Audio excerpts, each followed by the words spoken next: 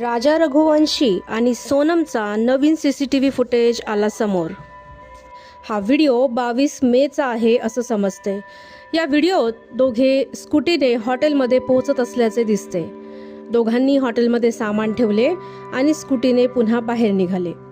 ही तीच स्कूटी आहे जी पंचनामा करताना सापडली होती। व्हिडिओमध्ये सोनमने जे जॅकेट घातलेले आहे तेच हे जॅकेट जे जंगलात सापडले होते आणि त्यावर रक्ताचे डाग होते। राजाच्या नातेवाईकांची या हत्येची तपासणी सीबीआयकडे सोपवण्याची मागणी समोर आली आहे। मेघालयमध्ये हनीमूनसाठी गेलेल्या राजाचे शव 11 दिवसांनी एका खोल दरीत कुजलेल्या अवस्थेत आढळले होते।